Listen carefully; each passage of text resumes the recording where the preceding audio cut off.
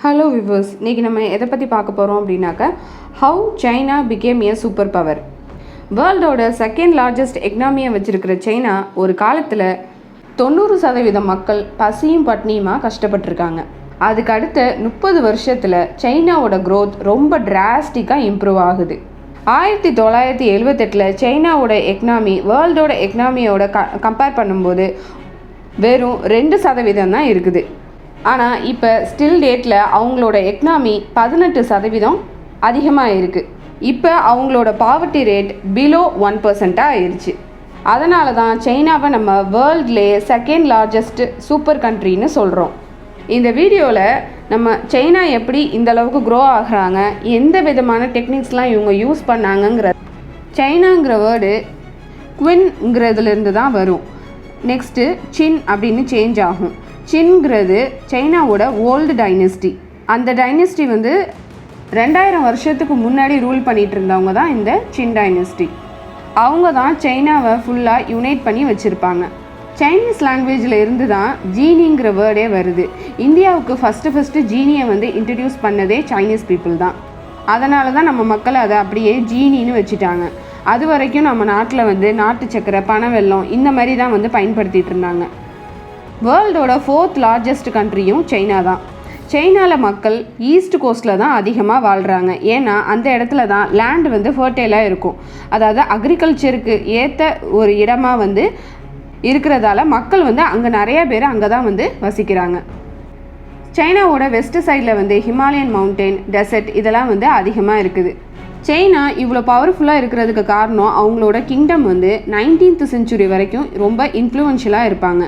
அதுக்கப்புறம் பிரிட்டிஷோட காலனைசேஷன் அதாவது சைனாக்குள்ளே வருது. அதனால் சைனா ரொம்பவே அடி வாங்குறாங்க.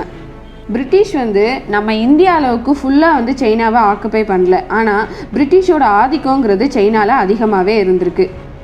சைனாவில் உள்ள வளங்களை ஃபுல்லாக சூறையாடுறாங்க பிரிட்டிஷ்.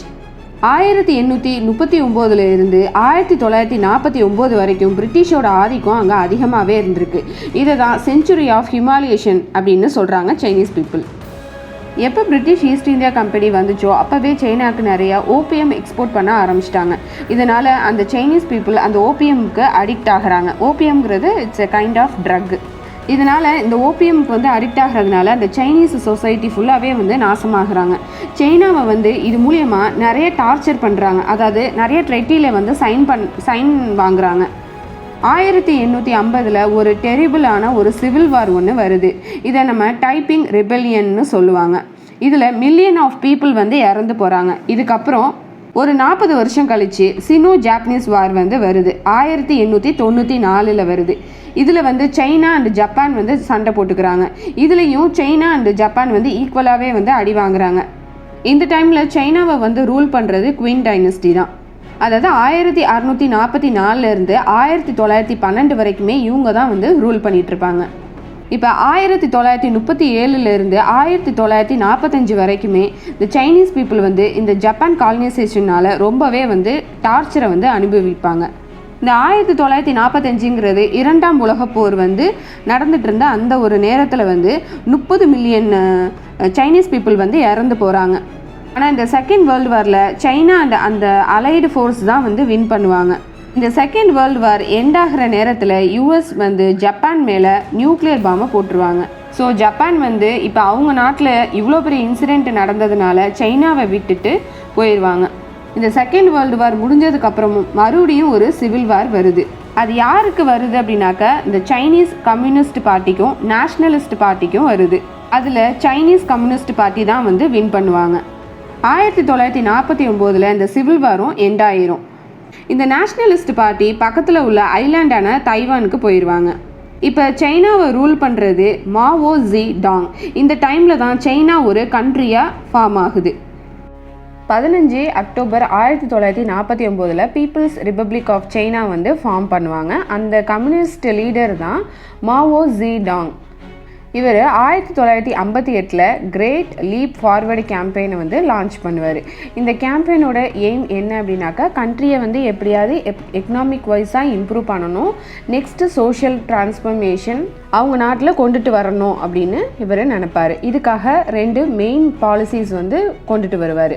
அதில் வந்து ஃபஸ்ட்டு பாலிசி வந்து என்ன அப்படின்னாக்க, லேண்ட் ஓனர்கிட்டேருந்து லேண்டை வந்து எடுத்துப்பாங்க. அதாவது ப்ரைவேட்டாக ஒருத்தவங்கள்ட்ட இருந்து லேண்டை வந்து அவங்கக்கிட்ட இருந்து எடுத்துகிட்டு அதை வந்து கவர்மெண்ட் கண்ட்ரோலில் வந்து வச்சுப்பாங்க. இந்த நிலத்தை வந்து இப்போ வந்து ஃபார்மர்ஸ்கிட்ட வந்து ஒப்படைச்சிருவாங்க. அதாவது லேண்டை வந்து ரீடிஸ்ட்ரிபியூட் பண்ணிடுவாங்க. இப்போ ஃபார்மர்ஸ் எல்லாம் சேர்ந்து அந்த லேண்டில் வந்து விவசாயம் பண்ணுவாங்க. இதுதான் அக்ரிகல்ச்சரல் கோஆப்ரேட்டிவ்ஸ். அதாவது நிறைய விவசாயிகள் வந்து ஒன்றா சேர்ந்து அந்த நிலத்தில் வந்து விவசாயம் பண்ணுவாங்க. அந்த லேண்டோட ஓனர் வந்து கவர்மெண்ட் வந்து என்ன சொல்கிறாங்களோ அதை தான் வந்து கேட்கணும். அதுதான் இந்த பாலிசியோட மெயின் இது. செகண்ட் பாலிசி என்ன அப்படின்னாக்க, இண்டஸ்ட்ரியலைசேஷன். அதாவது ஸ்டீல் மேனுஃபேக்சர் வந்து ஒரு ஸ்மால் ஸ்கேல் இதில் வந்து இவங்க வந்து மேனுஃபேக்சர் பண்ணுவாங்க. அதாவது ஸ்டீலை வந்து ப்ரொடியூஸ் பண்ணுவாங்க. ஒரு ஸ்மால் ஸ்கேல் ஸ்டீல் ஃபர்னேஸை வந்து பேக் யார்டில் வந்து அதை வந்து வைப்பாங்க, ப்ரொடியூஸ் பண்ணுறதுக்காக வைப்பாங்க. இது மூலயமா வந்து எக்கனாமிக் வைஸாக அந்த கண்ட்ரி வந்து டெவலப் ஆகும்னு நினைப்பாங்க. பார்த்தா அந்த ரிசல்ட் வந்து ரொம்ப வந்து பேடாக இருக்கும். ஏன் அப்படின்னாக்கா, மக்கள் வந்து அவங்களோட சொந்த இடத்துல தான் அந்த ஸ்டீல் இதை வந்து பில்ட் பண்ணுவாங்க. So low quality of steel தான், அதாவது கம்மியான அமௌண்ட்டு தான் வந்து ஸ்டீல் வந்து ப்ரொடியூஸ் பண்ண முடியும். ஸோ இதில் வந்து நிறையா வந்து ரிசோர்ஸும் வந்து வேஸ்ட் ஆகுது. ஃபார்மர்ஸ் கிட்ட இப்போ அந்தளவுக்கு ப்ராஃபிட் ஷேரிங்கும் இல்லை, ப்ரைவேட் ஓனர்ஷிப்பும் இல்லை. இப்போ அந்த லேண்ட் வந்து ஃபுல்லாகவே வந்து கவர்மெண்ட் கண்ட்ரோலில் தான் இருக்குது. அவங்க என்ன சொல்கிறாங்களோ அதை தான் வந்து செய்யணுங்கிற மாதிரி ஒரு நிலைமை இருக்குது. இப்போ ஃபார்மர்ஸ் வந்து என்ன தான் அவங்க வந்து கிராப்ஸ் வந்து அவங்க ஈல்ட் பண்ணாலும் அது ஃபுல்லாகவே வந்து அதில் வர்ற அமௌண்ட் எல்லாமே வந்து கவர்மெண்ட்டுக்கு வந்து போயிடும். அதனால இப்போ ப்ரொடக்டிவிட்டியில் ரொம்பவே வந்து அடி வாங்குறாங்க. 1948 1961 வரைக்குமே இந்த கிராப் இந்த ப்ரொடக்ஷன் வந்து 15% வந்து ட்ராப் ஆகுது. அது மட்டும் இல்லாமல் சைனாவில் வந்து அந்த டைமில் வந்து ஒரு பேட் வெதர் வேற வருது. இந்த மாவோ ஜீடாங் இவர் கொண்டுட்டு வர்ற அந்த பாலிசிஸ்னால மக்கள் ரொம்பவே வந்து பாதிக்கப்படுறாங்க. சைனாவில் வந்து கடும் பஞ்சம் வந்து நிலவுது. 1958 1961 வரைக்கும் ஒரு கடுமையான பஞ்சம் வந்து நிலவுது. சராசரியாக 20 40 மில்லியன் மக்கள் வந்து இறந்து போகிறாங்க. இது வந்து வரலாற்றிலேயே ரொம்ப கொடுமையான பஞ்சம் அப்படிங்கிற அளவுக்கு இது வந்து இருக்குது. இப்போ மாவோ ஜீடாங் அவர் வந்து ஒரு டிக்டேட்டர் தானே, அதனால் அவர் வந்து எந்த பாலிசியை கொண்டுட்டு வந்தாலும் அதை வந்து யோசிக்கிறதுக்கு மாட்டாங்க. அவங்க வந்து என்ன பாலிசியை கொண்டுட்டு வந்தாலும் அது கரெக்டு அப்படின்னு சொல்லி வந்து கடைசி வரைக்கும் அந்த பாலிசி தான் வந்து கரெக்டு அப்படின்னு சொல்லி அவர் வந்து இருப்பார். இது மட்டும் இல்லாமல் இதனால் மக்கள் ரொம்ப வந்து பாதிக்கப்படுறாங்க அப்படின்னு தெரிஞ்சும் கூட அவரோட பாலிசியில் தான் வந்து அவர் வந்து விட்ஸ்டாண்ட் பண்ணுறாரு. இதனால் மக்கள் ரொம்பவே வந்து கஷ்டப்படுறாங்க. Next sparrow extermination. அதாவது ஸ்பேரோனா சிட்டுக்குருவி வந்து அந்த அக்ரிகல்ச்சரல் ஃபீல்டில் வந்து நிறையா வந்து கிரெயின்ஸை வந்து சாப்பிடும்ல, அதனால் என்ன சொல்கிறாரு அப்படின்னாக்கா, இந்த சிட்டுக்குருவியை ஃபுல்லாகவே வந்து ஷூட் பண்ணுங்க அப்படின்னு சொல்கிறாரு. இப்போ இந்த சிட்டுக்குருவியை ஃபுல்லாகவே வந்து ஷூட் பண்ணுறதுனால பயிர்களுக்கு மேலே அந்த நிறையா வந்து அந்த பூச்சிலாம் வரும்ல, இதை வந்து இந்த சிட்டுக்குருவி வந்து இந்த பூச்சி எல்லாத்தையும் சாப்பிடும். ஸோ இப்போ இந்த ஸ்பேரோவை ஃபுல்லாக வந்து ஷூட் பண்ணதுனால பூச்சிகள் வந்து அந்த பயிரை வந்து நாசமாக்குது. இதனால் ஈக்கோலாஜிக்கல் பேலன்ஸும் ரொம்ப டிஸ்டர்ப் ஆகுது. இன்னும் வந்து பஞ்சம் வந்து அதிகமாக ஆகுது. இதனால் மக்கள் இன்னுமுமே வந்து கஷ்டப்படுறாங்க. இது எல்லாமே இவர் கொண்டுட்டு வந்த பாலிசியால் தான் அப்படின்னு இவரோட மிஸ்டேக்கை இவர் அக்செப்ட் பண்ணிக்கவே மாட்டேங்கிறாரு. இவரோட கொள்கையிலேருந்து இவர் பின்வாங்கவே மாட்டேங்கிறாரு. இவர் கொண்டு வந்த பாலிசி தான் வந்து கரெக்டு அப்படிங்கிற மாதிரி இவர் வந்து சொல்கிறாரு. இவர் கொண்டுட்டு வந்த பாலிசியை பார்த்து அவங்களோட அந்த சைனீஸ் கம்யூனிஸ்ட் பார்ட்டியே வந்து கிரிட்டிசைஸ் பண்ணுறாங்க இவரை பார்த்து. 1966 கல்ச்சுரல் ரெவல்யூஷன் அப்படிங்கிற ஒரு கேம்பெயினை வந்து லான்ச் பண்ணுறாரு. அதாவது சைனீஸ் கல்ச்சரை வந்து வளர்க்குறதுக்காக அப்படின்னு சொல்லிட்டு இந்த சைனீஸ் கல்ச்சரை வளர்க்குறோம் அப்படிங்கிற பேரில் ஆப்போசிட் பார்ட்டிக்கு வந்து ரொம்பவே வந்து ப்ராப்ளம் கொடுக்குறாங்க.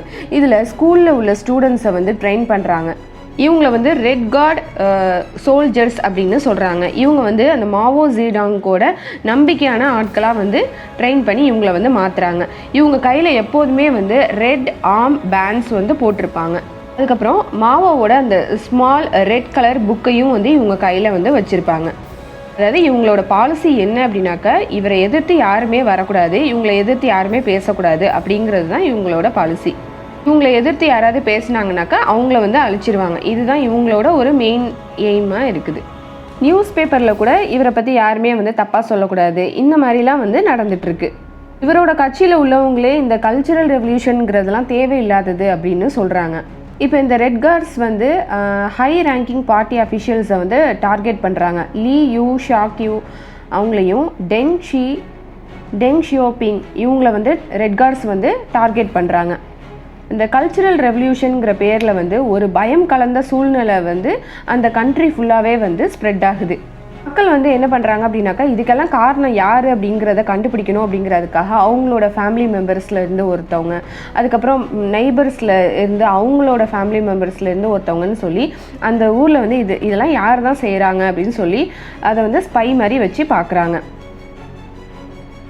இது யார் அப்படின்னாக்கா அந்த மாவோவோட ஐடி. இப்போ என்னன்னாக்கா ஸ்கூல்ஸ் அண்ட் காலேஜஸை வந்து ஃபுல்லாகவே வந்து க்ளோஸ் பண்ணிவிட்டு அங்கே உள்ள மாணவர்கள்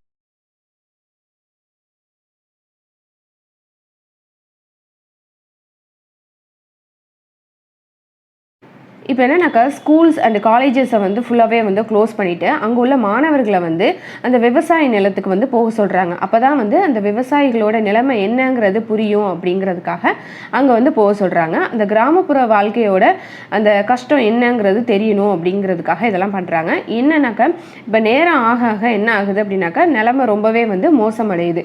இந்த ரெட் கார்ட்ஸ்குள்ளேயே வந்து அவங்களுக்குள்ளேயே நிறையா வந்து சண்டை போட்டுக்கிறாங்க. நிறைய வரலாற்று தலங்கள் கலாச்சார கலைப்பொருட்களை வந்து அடித்து உடைக்கிறாங்க. மக்களோட வாழ்க்கை வந்து அப்படியே தலைகீழாக மாறுது. இதுதான் நேரம்னு சொல்லி டிபெட்டன்ஸையும் வந்து ரொம்பவே வந்து டார்ச்சர் பண்ணுறாங்க.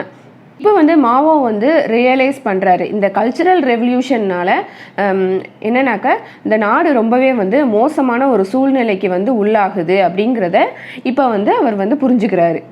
இப்போ வந்து 1968 வந்து இந்த ரெட் கார்டு சிஸ்டம்ங்கிறதே வேணாம் அப்படின்னு சொல்லி ஃபுல்லாகவே வந்து ஒழிச்சிடுறாங்க.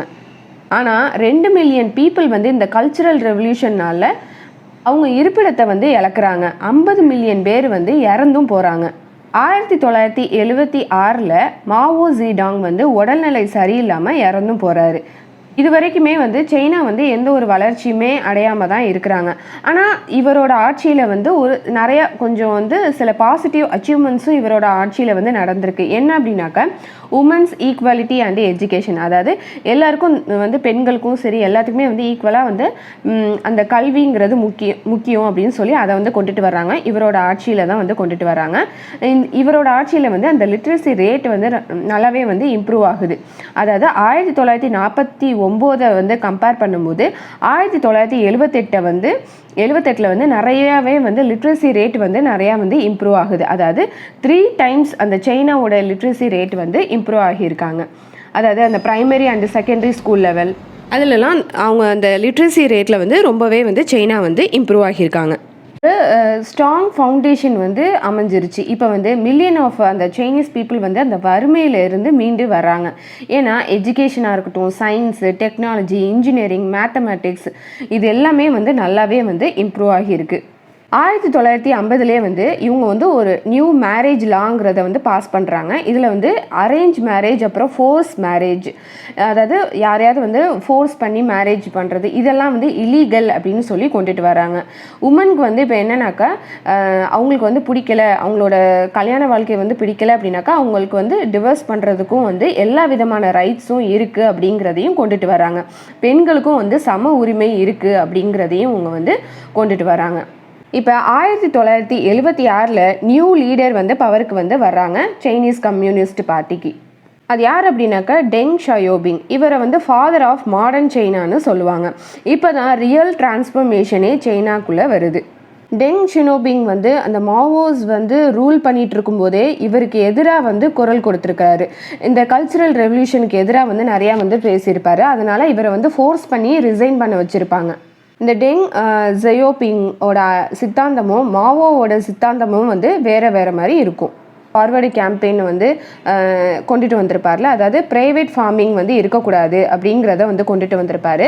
அதாவது ஒரு தனி நபர்கிட்ட வந்து லேண்ட் இருக்கக்கூடாது, அது வந்து கவர்மெண்ட் கண்ட்ரோலில் தான் இருக்கணும் அப்படிங்கிறத கொண்டுட்டு வந்திருப்பார்.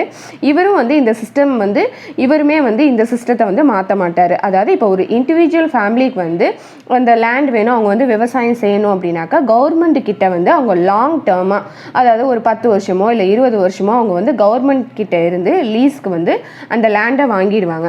அந்த லீஸ்க்கு வாங்கிட்டு அந்த லேண்டில் வந்து இவங்க வந்து கிராப்ஸ் வந்து க்ரோ பண்ணிக்கலாம். ஆனால் என்னன்னாக்கா ஃபார்மர்ஸ் வந்து அவங்களோட இஷ்டப்படி அவங்க வந்து என்ன கிராப்ஸ் வந்து அவங்க வந்து சூஸ் பண்ணிக்கலாம். இந்த கிராப்ஸ் தான் அப்படின்னு சொல்லி அவங்க கவர்மெண்ட் சொல்கிறத வந்து கேட்கணும்னு கிடையாது.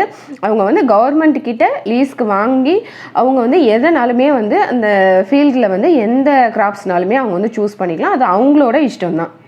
அந்த கிராப்ஸ் வந்து அவங்க வந்து ஒன்ஸ் அவங்க வந்து ஈல் பண்ணதுக்கப்புறமா அவங்க விற்றுட்டு அதில் வந்து கவர்மெண்ட்டுக்கு வந்து ஒரு சர்டன் அமௌண்ட்டை வந்து கொடுத்துருவாங்க. மிச்சம் உள்ள பணத்தை வந்து அவங்களோட யூசேஜுக்கு வந்து வச்சுக்கலாம். இந்த சிஸ்டம் வந்து ஃபார்மர்ஸ் ரொம்பவே வந்து ஊக்கப்படுத்துது. அப்போ வந்து ப்ரொடக்டிவிட்டியும் வந்து இன்க்ரீஸ் ஆகும்ல. ஸோ இது வந்து இவங்களுக்கு ரொம்பவே வந்து யூஸ்ஃபுல்லாக இருக்குது. ஒரு கவர்மெண்ட் ப்ராப்பர்ட்டியாக தான் இருக்கும். இப்போ இவர் வந்து ரூல் பண்ண ஆரம்பித்ததுமே வந்து அந்த ஒர்க்கர்ஸ் அண்ட் மேனேஜர்ஸ் வந்து ஃபேக்ட்ரியை வந்து இவங்கக்கிட்டே வந்து கொடுத்துருவாங்க. அதாவது இவங்களே வந்து பார்த்துக்கலாம், இவங்களோட ஓன் டிசிஷன் வந்து எடுத்துருக்கலாம். அதாவது அவங்களுக்கு வந்து நிறைய வந்து ஃப்ரீடம் கொடுத்துட்றாரு. அதாவது ப்ரொடக்ஷனில் வந்து இவ்வளோ தான் டார்கெட் அப்படிலாம் எதுவுமே அவங்க வந்து டார்கெட்லாம் எதுவும் செட் பண்ண மாட்டாங்க. இவர் தான் வந்து ஆனால் லீடராக இருப்பார். பட் என்ன அப்படின்னாக்கா அந்த ஒர்க்கர்ஸோ இந்த மேனேஜர்ஸுமே வந்து அந்த ஃபேக்ட்ரி வந்து அவங்க வந்து பார்த்துக்கலாம். யார்கிட்டனாலும் அவங்க வந்து அந்த ப்ரொடக்ஷனை வந்து அவங்க வந்து விற்றுக்கலாம். இது வந்து அவங்களோட இஷ்டம் தான். ஸோ அதனால் அந்த ஒர்க்கர்ஸ் வந்து மைண்ட் ஃப்ரீயாக இருக்கிறதுனால அவங்க வந்து நிறைய எஃபோர்ட் போட்டு ஒர்க் பண்ணுறாங்க. ஆனால் மாவோ வந்து ரூல் பண்ணிட்டு இருக்கிற வரைக்கும் அவங்க என்ன சொல்கிறாங்களோ, அவர் என்ன சொல்கிறாரோ அதை தான் வந்து செய்யணும். இப்போ இவர் வந்ததுக்கப்புறமா ஃபுல் ஃப்ரீடம் வந்து கொடுத்துட்றாங்க. இந்த டெங் வந்து என்ன சொல்லுவார்னாக்கா, நீங்கள் வந்து ஃபேக்ட்ரியில் நீங்கள் உங்களோட எஃபர்ட்டை நீங்கள் எப்படினாலும் நீங்கள் வந்து போட்டு அந்த ப்ரொடக்ஷனை வந்து நீங்கள் வந்து இன்க்ரீஸ் பண்ணிக்கலாம். இதில் வந்து நாங்கள் வந்து எந்த ஒரு டிஸ்டர்பும் பண்ண மாட்டோம் அப்படிங்கிற மாதிரி ஒரு இது வந்து கொடுத்துருவாரு. அதனால் இந்த ஒர்க்கர்ஸ் எல்லாமே வந்து அவங்க வந்து ஒரு நிறைய எஃபர்ட் போட்டு நிறையா வந்து ஒர்க் பண்ணுவாங்க. இதில் வந்து நிறைய ப்ரொடக்ஷனும் வந்து கிடைக்கும். இதனால் மக்கள் வந்து அந்த பாவர்ட்டியிலேருந்து வெளியே வர ஆரம்பிக்கிறாங்க. இதனால் 1978 1984 அந்த இதுக்குள்ளேயே வந்து சைனாவில் வந்து அக்ரிகல்ச்சரல் ப்ரொடக்ஷன் வந்து 7.4% வந்து இன்க்ரீஸ் ஆகுது. நெக்ஸ்ட்டு ரெவல்யூஷன் இன் எஜுகேஷனை வந்து கொண்டுட்டு வர்றாங்க. அதாவது 1986 ஒரு லா வந்து பாஸ் பண்ணுறாங்க. எல்லாத்துக்குமே வந்து கம்பல்சரியாக எஜுகேஷன் வந்து கண்டிப்பாக கிடைக்கணும் அப்படிங்கிற ஒரு லா வந்து பாஸ் பண்ணுறாங்க. அதாவது 9 வயசு வரைக்குமே வந்து ஃப்ரீ அண்டு கம்பல்சரி எஜுகேஷன் வந்து கொண்டுட்டு வர்றாங்க. கவர்மெண்ட் வந்து அதுக்கப்புறம் வந்து எந்த ஒரு எஜுகேஷன் சைடில் வந்து எந்த ஒரு லாமே வந்து கொண்டுட்டு வரல. ஆனால் கவர்மெண்ட் வந்து ஒரு கான்சிஸ்டண்ட்டாக இருக்கிறாங்க. அதாவது ஸ்டடீஸில் வந்து நிறையா வந்து பணத்தை வந்து இன்வெஸ்ட் பண்ணுறாங்க. எந்த அளவு அப்படின்னாக்கா சைனாவோட அந்த 2% ஜிடிபிக்கு வந்து சமம். அந்த அளவுக்கு வந்து மணியை வந்து ஸ்பெண்ட் பண்ணுறாங்க. வருஷம் இது வந்து இன்க்ரீஸ் ஆகுமே தவிர கம்மி பண்ண மாட்டாங்க. எஜுகேஷனுக்கான செலவை வந்து கரெக்டாக இது பண்ணிடுவாங்க. ஏன்னா எஜுகேஷன் தான் வந்து கண்டிப்பாக வந்து அந்த நாட்டோட தலையெழுத்தே வந்து மாற்றுங்கிறதுனால அந்த எஜுகேஷனுக்காக அவங்க வந்து நிறையாவே வந்து ஸ்பெண்ட் பண்ணுறாங்க. 2010 4% ஜிடிபியை வந்து மாறுது சைனாவில். பட் இந்தியாவில் ஸ்டில் நவ் 2.9 தான் வந்து ஜிடிபி வந்து இருக்குது. இன்னொன்று பீப்புள் வந்து நிறையா வந்து ஸ்கில் வரணும் அப்படிங்கிறதுக்காக பீப்புளுக்கு வந்து நிறையா அங்கே உள்ள பீப்புளுக்கு வந்து நிறையா வந்து ஜாப் ட்ரைனிங் வந்து கொடுக்குறாங்க. மெயின்லி வந்து எஜுகேஷனை தான் வந்து டார்கெட் பண்ணுறாங்க. இப்போ நிறைய வளர்ந்த நாடுகள் வந்து அவங்களோட ஃபஸ்ட்டு டார்கெட் என்னவாக இருக்கும் அப்படின்னாக்கா எஜுகேஷனில் தான் வந்து ஃபஸ்ட்டு அவங்க வந்து முக்கியத்துவம் கொடுப்பாங்க. இப்போ லிட்ரஸி ரேட் வந்து அங்கே வந்து இன்க்ரீஸ் ஆகுது. 1982 65% தான் வந்து லிட்ரஸி ரேட் வந்து இருக்குது அங்கே சைனாவில். 2012 வந்து அது அப்படியே 95% வந்து மாறுது. இப்போ கரண்ட்டாக அதாவது 2020 வந்து அவங்களோட லிட்ரஸி ரேட் வந்து 97% வந்து மாறுது. 2022 இந்தியாவோட லிட்ரஸி ரேட் பார்த்தா 76% தான் இருக்குது. 350 மில்லியன் பீப்புள், அதாவது இந்தியன்ஸ் வந்து இன்னும் இலிட்ரேட்டாக தான் இருக்கிறாங்க. ரஷ்யாவை பொறுத்த வரைக்கும் 99.92 லிட்ரஸி ரேட் வந்து இவங்க தான் வந்து ஹையஸ்ட் லிட்ரஸி ரேட்டில் வந்து இருக்கிறாங்க. சைனா வந்து இந்த லிட்ரஸி ரேட்டில் வந்து 6th பிளேஸில் வந்து இருக்கிறாங்க. ஹெல்த் கேர் ஃபெசிலிட்டியும் வந்து சைனாட்ட வந்து நல்லா தான் இருக்குது. சைனாவில் 5.59% வந்து ஹெல்த்துக்காக வந்து செலவு பண்ணுறாங்க. இப்போ 2021 இந்தியாவை பொறுத்த வரைக்கும் ஹெல்த்துக்காக செலவு பண்ணுறது வந்து 2.96% தான். டவுன்ஷிப் வில்லேஜ் என்டர்பிரைஸ் வந்து கொண்டுட்டு வராங்க. அதாவது ரூரல் ஏரியாஸ்க்கு வந்து டெவலப்மெண்ட் மெஷர்ஸ் வந்து கொண்டுட்டு வராங்க. இந்தியாவில் இது வந்து நம்ம என்னன்னு சொல்லுவோம்னாக்கா கோஆப்ரேட்டிவ்ஸ் அப்படின்னு நம்ம சொல்லுவோம். இது வந்து நம்ம கோஆப்ரேட்டிவ்ஸ் வந்து நம்ம இங்கே இந்தியாவில் வந்து நம்ம எதுக்கு வந்து நம்ம யூஸ் பண்ணுவோம் அப்படின்னாக்கா அக்ரிகல்ச்சர்லேயும் அதுக்கப்புறமா அமுல் இந்த மாதிரி ஒரு பால் இதில் மட்டும்தான் நம்ம வந்து இந்த கோஆப்ரேட்டிவ்ங்கிறத வந்து நம்ம வந்து யூஸ் பண்ணுவோம். இவங்க வந்து அந்த டவுன்ஷிப் வில்லேஜ் என்டர்பிரைஸை வந்து எல்லா செக்டர்ஸ்லையுமே வந்து யூஸ் பண்ணுவாங்க. இதனால் 100 மில்லியன் புது வேலை வாய்ப்புகளை வந்து அவங்க நாட்டில் வந்து அவங்களுக்கு வந்து கிடைக்கிது. அதனால வாழ்வாதாரம் வந்து உயருது. இண்டஸ்ட்ரியல் டெவலப்மெண்ட் வந்து 20% வந்து இன்க்ரீஸ் ஆகுது. 1970 வந்து ஸ்பெஷல் எக்கனாமிக் ஜோன் அப்படிங்கிறத வந்து கொண்டுட்டு வராங்க. அதாவது டேக்ஸ், இன்சென்டிவ் இதெல்லாமே வந்து இவங்க வந்து கொண்டுட்டு வராங்க. இதனால் வந்து ஃபாரின் இன்வெஸ்ட்மெண்ட் வந்து இன்ட்ரடியூஸ் பண்ணுறாங்க. இப்போ வந்து சீப் அண்ட் ஸ்கில்டு லேபர்ஸ் வந்து இவங்கக்கிட்ட வந்து இருக்கிறாங்க. இது வந்து அவங்களோட வளர்ச்சிக்கான முக்கியமான ஒரு காரணமாக இருக்குது. ஷென்ஷென்கிற வில்லேஜில் வந்து ஃபிஷ்ஷிங் மட்டும்தான் வந்து பிரதானமாக வந்து அவங்க செஞ்சிட்டு இருந்த ஒரு தொழிலாக இருக்குது. அந்த இடத்துல வந்து ஷூ ஃபேக்ட்ரியை வந்து ஆரம்பிக்கிறாங்க. இது நல்லாவே வந்து வளர்ச்சி அடைஞ்சு $0.3 பில்லியன் ரெவன்யூ வந்து கிடைக்கிது. சைனா எக்கனாமி வந்து வேர்ல்டு வைடாக ஓப்பனாக தான் இருக்கும். அதாவது யார் வேணும்னாலும் அங்கே போய் நம்ம வந்து இன்வெஸ்ட் பண்ணிக்கலாம். அதாவது இதை தான் நம்ம என்னன்னு சொல்லுவோம்னாக்கா எக்கனாமிக் லிபரலைசேஷன். அதனால தான் இந்த நைக், வோக்ஸ்வோகன், ஆப்பிள் இதெல்லாம் அவங்களோட மேனுஃபேக்சரிங் ஃபெசிலிட்டியை தூக்கி சைனாவில் வச்சுட்டாங்க. இதனால் 1980 $0.606 பில்லியன் வந்து அவங்களுக்கு வந்து கிடைக்கிது. 2021 303 பில்லியன் வந்து உயருது. அவங்க இன்ஃப்ராஸ்ட்ரக்சர் வைஸும் அவங்களோட இது வந்து அவங்க நாட்டோட இன்ஃப்ராஸ்ட்ரக்சருமே வந்து நல்லா தான் இருக்குது. Next science research, space research இதில் எல்லாமே அவங்களோட நாடு வந்து ஹை லெவலாக தான் இருக்குது. இந்த டெங் கொண்டுட்டு வந்தார்ல, இந்த லீகசியை தான் இப்போ உள்ள பிரசிடென்ட் ஷி ஜின்பிங் வரைக்குமே இதை தான் வந்து ஃபாலோ பண்ணுறாங்க.